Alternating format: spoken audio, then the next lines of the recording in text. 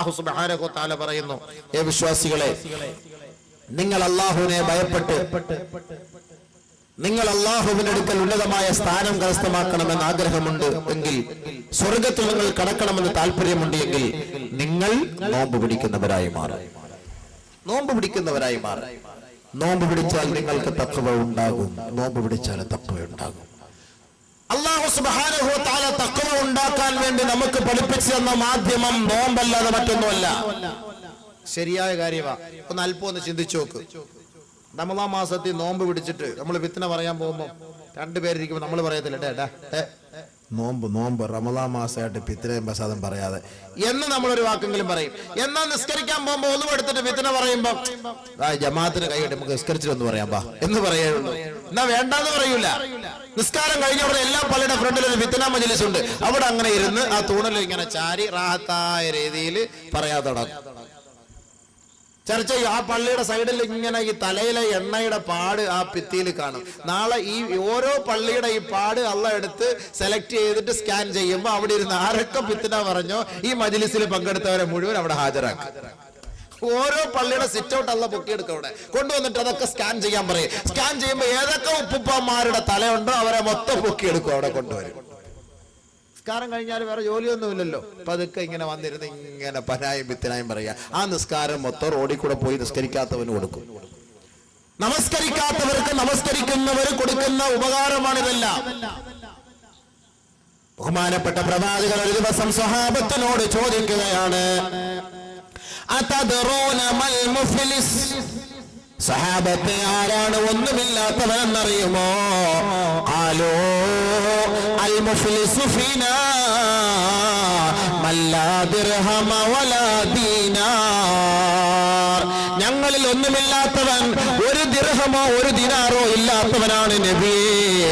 അല്ലാഹുവിന്റെ റസൂലിന്റെ സഹാബാക്കൾ നബി തങ്ങളോട് മറുപടി പറഞ്ഞു. ഖാല റസൂലുള്ളാഹി സ്വല്ലല്ലാഹു അലൈഹി വസല്ലം, അല്ലാഹുവിന്റെ റസൂൽ പറഞ്ഞു, ഇല്ല ഇല്ല, അങ്ങനെയല്ല. മുഫ്ലിസ് എന്ന് പറഞ്ഞാൽ അൽ മുഫ്ലിസു ഫീനാ,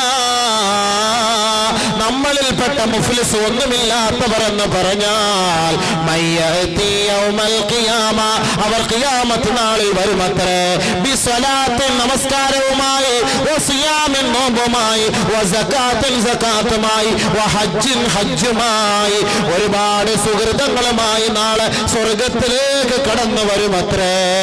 സ്വർഗത്തിലേക്ക് കടക്കാൻ പോകുമ്പോൾ അതാ മറ്റൊരു ഭാഗത്തു നിന്ന് മുറവിളി കൂട്ടിക്കൊണ്ട് ഒരു കൂട്ടർ വരുമത്രേ.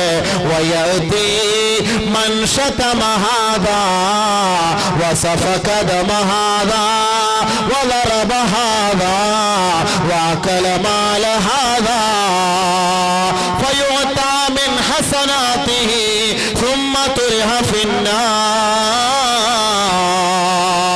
അല്ലാഹുവിന്റെ റസൂൽ പറയുകയാണ്, നാളെ ഖിയാമത്ത് നാളിൽ ഓരോരുത്തരും അവരുടെ നമസ്കാരവും അവരുടെ നോമ്പും അവരുടെ സകാത്തും അവരുടെ ഹജ്ജും അവരുടെ ഖുർആൻ ഓതലുകളും അവരുടെ ദിക്റുകളും അവരുടെ സലാത്തുകളും അവരുടെ നല്ല നല്ല നന്മയായ കാര്യങ്ങളുമായി നാളെ ഖിയാമത്ത് നാളിൽ ഒരു കൂട്ടർ ഹാജരാകുമത്രേ. ആ ഇബാദത്തുകളുമായി സ്വർഗത്തിലേക്ക് കടക്കാൻ പോകുമ്പോ അതാ മറ്റൊരു ഭാഗത്തു നിന്ന് ഒരു കൂട്ടർ വരുകയാണ്. അവര് പറയുന്നു, അല്ലാ, ഇവരെ നീ സ്വർഗത്തിലേക്ക് കടത്തരുത്.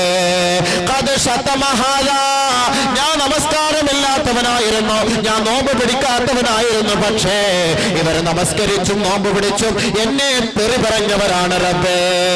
മറ്റൊരു കൂട്ടർ വരികയാണ്,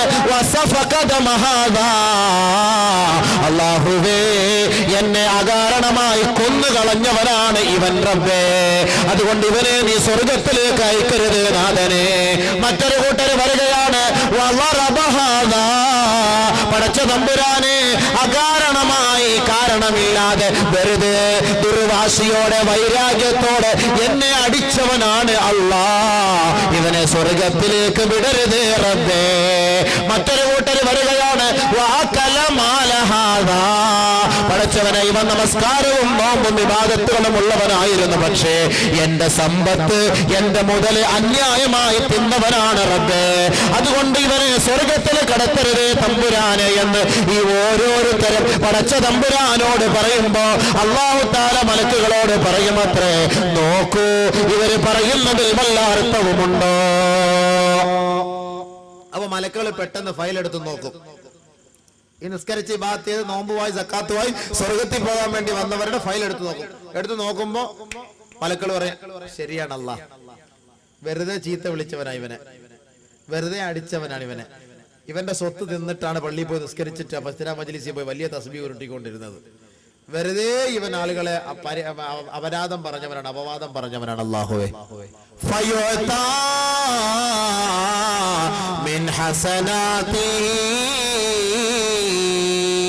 ഉടനെ ഈ പാപിയായ മനുഷ്യന്, ഈ നന്മയുള്ള മനുഷ്യന്റെ എല്ലാ നന്മകളും അല്ലാഹു എടുത്ത് ഈ പാപിയുടെ മേലേക്ക് ഇട്ടുകൊടുക്കുമത്രേ.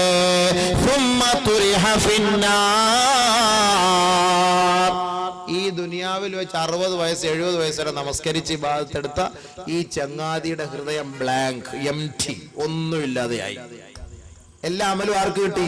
ഈ റോഡിൽ കൂടെ വെറുതെ നിസ്കരിക്കാതെ പോകുന്നവന് കിട്ടി. അവനെ കുറിച്ച് വെറുതെ പറഞ്ഞ് ഫനായും ഫിത്നായും ഫസാദും പറഞ്ഞപ്പോ അവനിതൊന്നും മറുപടി പറഞ്ഞില്ല. അവൻ ഇതെല്ലാം അല്ലാഹു ഖിയാമത്ത് നാളിൽ വെച്ച് എടുത്ത് ഇവനിട്ട് കൊടുക്കും. അപ്പോൾ അവന്റെ ഹൃദയം എന്തായി? ഒന്നുമില്ല, ഒരമലുമില്ല. അവനെ നരകത്തിലേക്ക് എറിയപ്പെടുമെന്ന് നബിയുനാ റസൂലുള്ളാഹി. ഇവനാണ് മുഫ്ലിസ്, ഇവനാണ് ഒന്നുമില്ലാത്തവനെന്ന് കാരുണ്യത്തിന്റെ തിരുദൂതനായ മുഹമ്മദ് മുസ്തഫ. ഇവനാണ് ഒന്നുമില്ലാത്തവൻ, അതല്ലാതെ ദിർഹമോ ദിനാറുകളോ ഇല്ലാത്തവനല്ല. ഖിയാമത്ത് നാളിൽ ഒന്നുമില്ലാത്തവൻ വരുന്ന അവസ്ഥയാണിത്.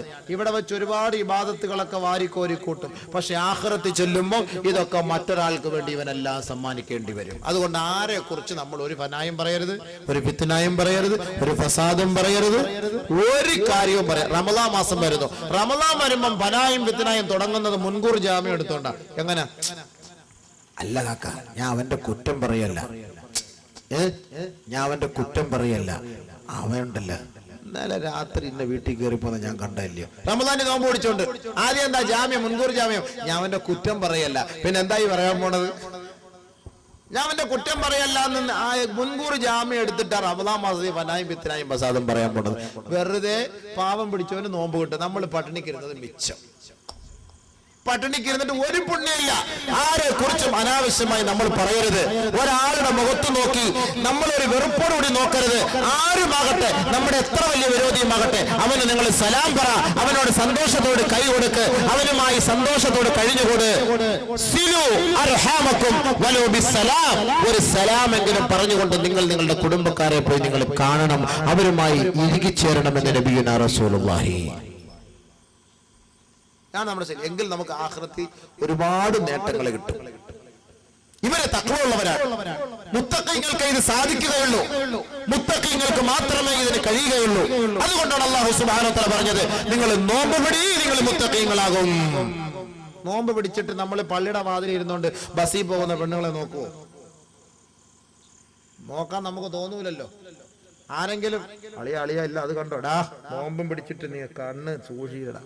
എന്നാൽ ഒന്നുമെടുത്തിട്ട് നിസ്കരിക്കാൻ കയറി പള്ളിയുടെ സിറ്റ് ഔട്ടിൽ നിൽക്കുമ്പോൾ ഒരു ബസ് പോകുന്നു, ഒരു കൊച്ചു മിഡിയൻ ടോപ്പ് ഇട്ടുകൊണ്ട് നിൽക്കുന്നെങ്കിൽ എന്നാ നോക്കിയിട്ട് നിസ്കരിച്ച് കളയാം. ഇമാമ റുക്കൂലാണ്, എന്നാൽ ഇയാളാണെന്ന് ഒന്ന് കണ്ടിട്ട് പോയിട്ട് അല്ലാഹു അക്ബർ നിസ്കരിക്കുമ്പോൾ ചിന്ത എന്താ? ആ കൊച്ചിന്റെ മിനിസ്കർട്ട്, ആ കൊച്ചിന്റെ മിഡിയൻ ടോപ്പ്, ഇതാണ് മനസ്സിൽ വരിക.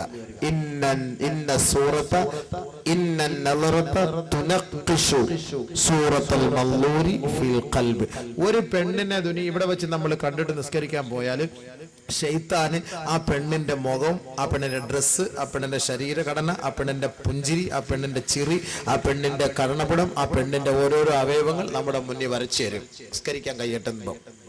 വാളുകെട്ട ഇതൊന്നും ശൈത്താൻ വരച്ചു തരൂല. വാളുകെട്ട പറയും നീ പ്രസംഗിക്കാന്ന് കേൾക്കാൻ പോണ്ട, കാരണം അവിടെ പെണ്ണുമ്പിള്ള വിളിക്കുന്നത്, നേരത്തെ പോ, അവിടെ ഗേറ്റടയ്ക്കുന്നതിന് മുമ്പ് പെട്ടെന്ന് പോയി കയറ്, നീ ഇവിടെ കിടന്നിട്ട് പ്രശ്നം ഉണ്ടാക്കാൻ നിൽക്കേണ്ട, വാളൊന്നും പറയാൻ കേൾക്കാൻ ശൈത്താൻ പറയും. എന്നാൽ ഇവിടെ വേറെ ഒരു കാവ്യമാത നൃത്തം ചവിട്ട് വന്നെങ്കിൽ ഈ ഉമ്മത്തുകൾ ഇങ്ങനെ പോവോ?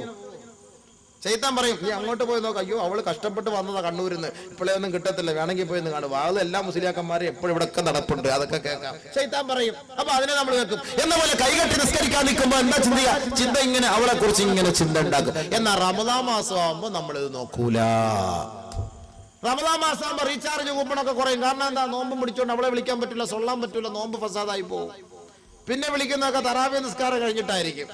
നോമ്പും പിടിച്ചോണ്ട് വിളിക്കാൻ നിൽക്കൂല. റീചാർജ് കൂപ്പൺ എല്ലാം കട എല്ലാം പൂട്ടേണ്ടി വരും റമളാൻ മാസമായിട്ട്. മൊത്തത്തിൽ പ്രശ്നമാണ്.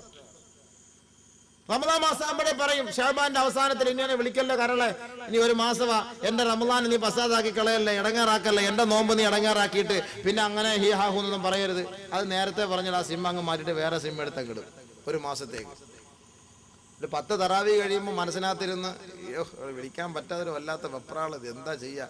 അപ്പൊ തറാവി കഴിഞ്ഞിട്ട് ഒരു മിസ് കാൾ അടി, അതും തറാവി കഴിഞ്ഞിട്ടായിരിക്കും. റമദാൻ മാസത്തിൽ നിങ്ങൾ ഇങ്ങനെ സംസാരിച്ച് ഉള്ള അമല് നഷ്ടപ്പെടുത്തരുത്.